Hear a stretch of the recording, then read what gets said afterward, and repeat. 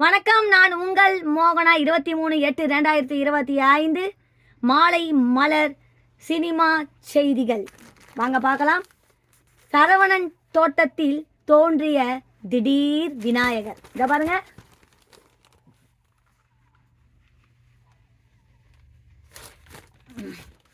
ஒரு காலத்தில் கதாநாயகனாக அறிமுகமாகி சில படங்களில் நடித்தவர் சரவணன்.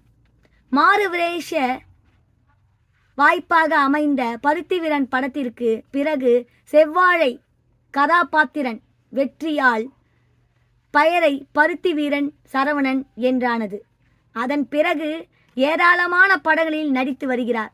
எதிர்மறை மற்றும் குணச்சித்திர பாத்திரங்களில் நடித்து வரும் அவர் தனக்கென ஒரு பாதை அமைத்துக்கொண்டு பயணித்து வருகிறார். அண்மையில் வெளியான சட்டமும் நீதியும் இணையத்தொடர் சரவணன் அவர்கள் வாழ்க்கையில் ஒரு மைல் கல்லாக அமைந்தது. தொடர்ந்து பல படங்களில் நடித்து வரும் சரவணன் அவர்கள் ஒரு விநாயகர் கோவிலை சேலம் மாவட்டத்தில் வட்டக்காடு என்கிற ஊரில் கட்டி இருக்கிறார். தனது தோட்டத்தில் திடீரென சுயம்புவாக கிடைத்த விநாயகருக்கு சரவணன் கோவில் கட்டியுள்ளார். ஸ்ரீ வெற்றி விநாயகர் என்று பெயர் கொண்ட அந்த ஆலயத்தின் மகா கும்பாபிஷேக விழா 27ஆம் தேதி நடைபெற உள்ளது. மேலும் தோட்ட வளாகத்தில் தொடங்கப்பட்டுள்ள புதிய படப்பிடிப்பு தளத்தை இயக்குனர் பாண்டிராஜ் திறந்து வைக்கிறார். அடுத்தது பாருங்க. மம்முட்டி அவர்கள் மோகன்லாலிடம் இருந்து கற்றுக்கொண்டேன். மம்முட்டி அவர்களும் மோகன்லால்களிடம் இருந்து கற்றுக்கிட்டாங்களாம். சுவேதா மேனன் அவர்கள். இங்க பாருங்க, சுவேதா மேனன். மலையாள நடிகர் சங்க அம்மா அமைப்பின் தலைவராக நடிகை ஸ்வேதா மேனன் தேர்வு செய்யப்பட்டார். நடிகர் சங்க வரலாற்றில் முதல் பெண் தலைவர் என்ற பெருமை பெற்ற ஸ்வேதா மேனன் அளித்த பேட்டியில் கூறியதாவது: சில விஷயங்களை கற்றுக்கொள்ள வேண்டிய நேரம் இது. மோகன்லால் அவர்கள், மம்முட்டி அவர்கள் தலைமையிலான அணிகளில் ஒரு பகுதியாக இருந்திருக்கிறேன். அவர்களிடம் இருந்து நிறைய கற்றுக்கொண்டேன். கற்றுக்கொண்ட விஷயங்களை சில மாற்றங்கள் செய்து முன்னோக்கி எடுத்து சொல்ல முயற்சிக்க வேண்டிய நேரம் இது என நினைக்கிறேன். அம்மா அமைப்பு சரிந்து விடாமல் பார்த்து கொள்ள வேண்டும். ஹேமா கமிட்டி அறிக்கையை தொடர்ந்து மோகன்லால் அவர்கள் விலகியது அதிர்ச்சியாக இருந்தது. எதையும் அவர் எளிதில் விட்டு கொடுக்கும் நபர் அல்ல. வரலாற்றை மீண்டும் எழுத நாள் வரவில்லை. இவ்வாறு அவர் கூறினார். கும்பமேளா அழகி மோனாலிசா நான் கோடிக்கணக்கில் சம்பாதிக்கவில்லை அப்படின்னு அவங்க தலைப்பு கொடுத்திருக்காங்க.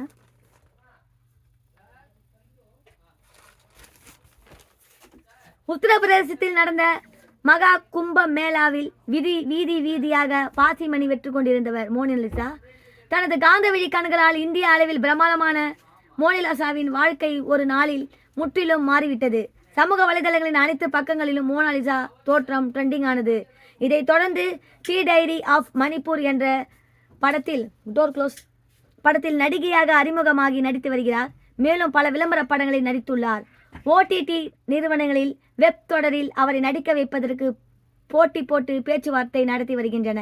இந்நிலையில் மோனாலிசாவின் வருமானம் கோடிக்கணக்கில் உயர்ந்துள்ளதாக தகவல்கள் வெளியானது. இது குறித்து அவர் கூறுகையில், மகா கும்ப மேளாவில் இருந்தும் தாய் கங்கம்மா அருளினாலும் எனக்கு கொஞ்சம் பணம் கிடைக்கிறது.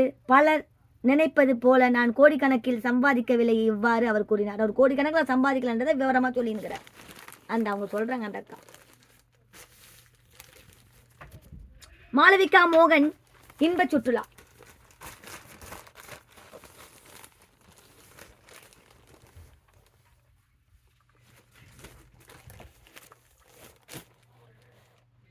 பேட்டை மாஸ்டர் என்ற படங்களின் மூலம் தமிழ் சினிமாவில் பிரபலமானவர் மாளவிகா மோகனன். விக்ரம் நடித்த தங்கலான் படத்தில் சூனியக்காரி கேரக்டரில் நடித்து மிரட்டியிருந்தார். தமிழ், மலையாளம், தெலுங்கு, இந்தி மொழி படங்களில் நடித்து வரும் மாளவிகா மோகனன் சமூக வலைதளங்களிலும் தீவிர ஆர்வம் கொண்டவர். அடிக்கடி வெளிநாடுகள், கடற்கரை மற்றும் மலைப்பகுதிகளுக்கு சுற்றுலா செல்லும் புகைப்படங்களை பதிவிட்டு வரும் மாளவிகா மோகனன் தற்போது ஆற்று நீரில் குளிக்கும் புகைப்படங்களை வெளியிட்டுள்ளார். மலைகளின் பின்னணியில் வெந்நீரை சோலை அணிந்து அவர் குளித்து மகிழும் காட்சிகள் ரசிகர்களை வசீகரம் செய்து வருகின்றன. மாளவிகா மோகனனுக்கு இன்ஸ்டாகிராமில் பார்வையாளர்களின் எண்ணிக்கை லட்சங்களை தாண்டியுள்ளது. இந்தியாவில் மட்டுமல்ல, வெளிநாட்டிலும் அவருக்கு ரசிகர் கூட்டம் அதிகம். மாளவிகா மோகனன் படப்பிடிப்பு இல்லாத நாட்களில் அடிக்கடி சுற்றுலா செல்வதில் ஆர்வம் காட்டி வருகிறார் என்பது குறிப்பிடத்தக்கது. அக்ஷயகுமார் அணிந்திருக்கும் பேண்ட் விலை ரூபாய் 82,000. இந்த பாருங்க அவங்களுடைய பேண்ட்டு அணிந்த விவரம் தான்.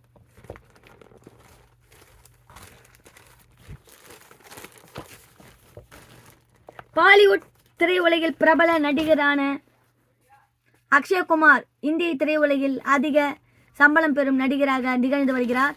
இந்நிலையில் அக்ஷய்குமார் மும்பை விமான நிலையத்தில் ஒன்றனை காலினா விமான நிலையத்திற்கு வந்திருந்தார். அங்கு அவர் அணிந்திருந்த பேண்ட் அனைவரையும் திரும்பி பார்க்க வைத்தது. அக்ஷய்குமார் கருப்பு டிஷர்ட் மற்றும் பேண்ட் அணிந்திருந்தார். அவன் அணிந்திருந்த ஓம் பிளிஸை இஸ்லி பியாகே பேண்டின் விலை 82,756 ஆகும். இவர் போட்டுக்கிற பேண்ட்டு இவ்வளோ விலையம். நடிப்புக்காக போலீஸ் வேலையை உதறிய கராத்தே கார்த்திக். மதுரையை சேர்ந்த கராத்தே மாஸ்டர் கார்த்திக் மத்திய ரிசர்வ் பிரிவு போலீஸில் பணிபுரிந்தவர். சப் இன்ஸ்பெக்டர் ப்ரமோஷன் வரும் நேரத்தில் சினிமா ஆசையில் பணியை விட்டு திரையுலகில் நடிக்க தொடங்கினார். கமல் அவர்கள் நடிப்பில் வெளியான தசவாதாரம் படத்தில் அறிமுகமாகி கைதி, எண்ணெய் எறிந்தால், பிகில், பேட்டை, ஜெயிலர் போன்ற படங்களில் நடித்தார்.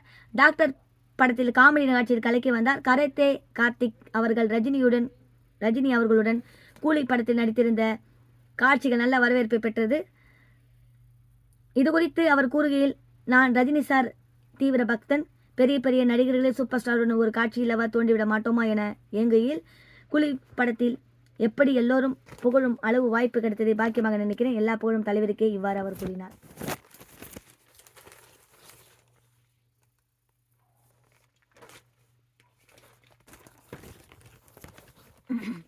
போலீஸ் இன்ஸ்பெக்டரான வசந்த் ரவி அவர்கள் பணி இடைநீக்கத்திற்கு அவருக்கு இருக்கும் மது பழக்கம் காரணமாகிறது. பணி நீக்கத்தால் வசந்த் ரவிக்கு மது பழக்கம் மேலும் அதிகமாகி திடீரென அவருக்கு கண் பார்வை பறிபோகிறது. மனைவி மேக்ரீன் பிரிச்சாடா திடீரென கொலை செய்யப்படுகிறார். மனைவியை கொலை செய்த கொலையாளியை கண்டுபிடிக்க பார்வையிழந்த வசந்த் ரவி களமிறங்குகிறார். கொலையாளி யார், எதற்காக மெக்ரீன் பிரிச்சாடா கொலை செய்யப்பட்டார், வசந்த் ரவி கண்டுபிடித்தாரா இல்லையா என்பதின் படத்தின் மீது கதை. கண் பார்வை இழந்தவராக இதுவரை இல்லாத அழுத்தமான கதாபாத்திரத்தை வசந்த் ரவி கச்சிதமாக நடித்துள்ளார். கதைக்கேற்றவர் அவரது இயல்பான நடிப்பு படத்தின் கதைக்கு பெரிய பிளஸ். பார்வையிழந்த கணவனுக்காக கலங்குவது மற்றும் பொறுப்பாக பார்த்து கொள்ளும் காட்சிகளில் அழகோடு நேர்த்தியான நடிப்பை கொடுத்துள்ளார். மிக்ரீன் பிரிஜாடா சைக்கோ கொலையாளியாக நடித்துள்ள சுனில் கொலை செய்துவிட்டு மகிழ்ச்சியில் கொண்டாடும் காட்சிகளில் மாறுபட்ட நடிப்பை கொடுத்துள்ளார். போலீஸ் இன்ஸ்பெக்டராக கல்யாண் அவர்கள் வசந்த் ரவி அவர்கள் நண்பராக நடித்திருக்கும் நாகேந்திரா, அனிதா, சுரேந்திரன், சுரேஷ், மூர் ஆகியோர் நடிப்பு படத்திற்கு கூடுதல் பலம். சைக்கோ த்ரில்லர் கதையை சுருக்கமாகவும் நேர்த்தியாகவும் சுவாரஸ்யமாகவும் சொல்லியிருக்கிறார். இயக்குனர் சபரிஷ் நந்தா சில இடங்களில் சுவாரஸ்யம் குறைவது பலகீனம். பிரபு ராகவ் ஒளிப்பதிவு, அஜ்மல் தாஜின் இசை கதைக்கேற்றவாறு பயணித்து ரசிக்க வைக்கிறது. ஜாபர் ஜாதிக், இர்பன் மாலிக் தயாரிப்பில் வெளியாகியுள்ள இந்திரா படம் சுவாரஸ்ய பொழுதுபோக்கு த்ரில்லர். அடுத்தது விஜய் சேதுபதி அவர்கள் வெளியிட்ட த்ரில்லர் படத்தின் தோற்றம்.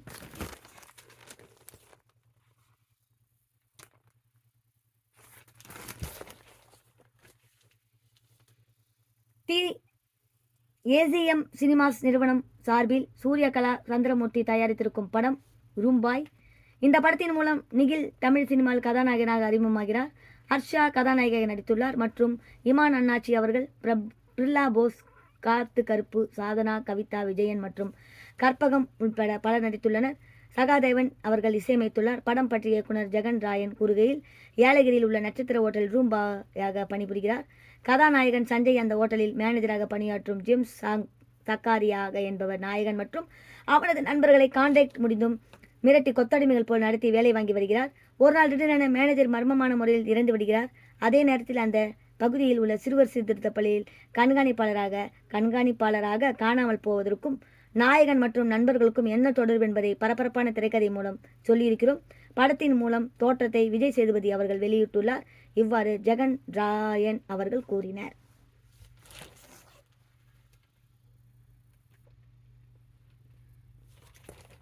இத்துடன் இந்த சினிமா செய்திகள் முடிவடைகிறது. மேலும் வேறொரு செய்தியுடன் நான் உங்களை சந்திக்கும் வரை, அதுவரை உங்களிடமிருந்து விடைபெறுவது உங்கள் மோகனா. நன்றி, வணக்கம்.